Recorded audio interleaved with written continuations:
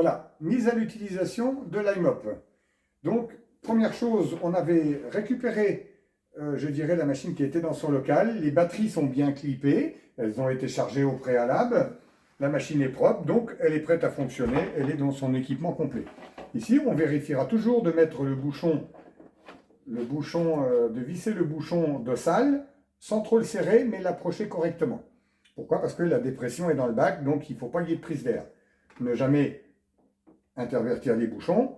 À partir de là, on va se mettre en position travail. Donc, je vais déployer la machine, je descends dans ma position, je la bascule légèrement, et non pas en haut, mais ici. Je mets ma main, ici vous voyez mes doigts, et avec mon pouce, je vais pousser la tête, puisque c'est un aimant qui tient la tête au timon.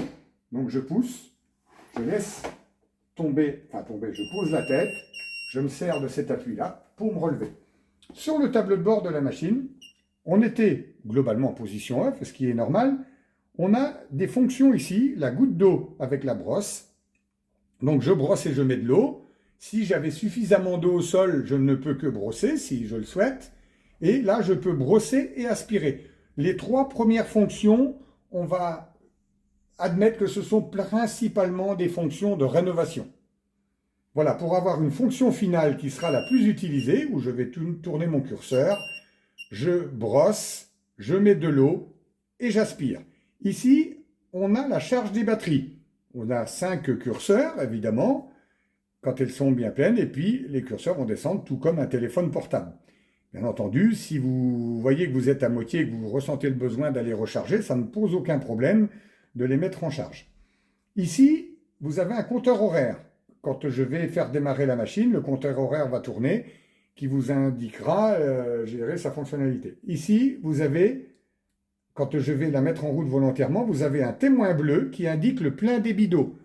C'est-à-dire que vous avez un débit constant de l'eau. Alors, je vais la mettre en route. Regardez, ça va s'allumer bleu. Là, ça s'allume vert. Vert, ça veut dire débit, on a un dosage moindre en eau.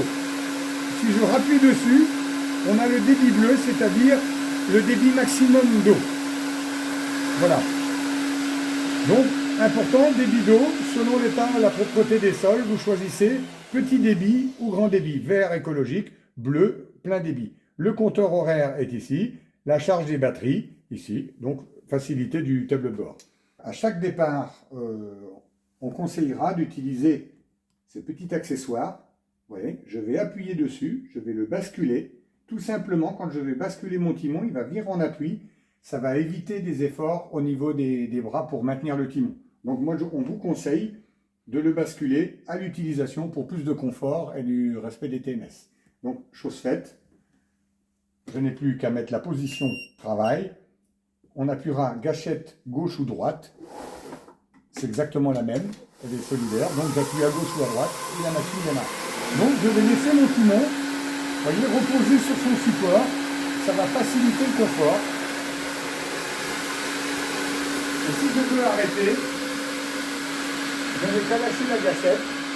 Il y a une temporisation, la machine va s'arrêter toute seule.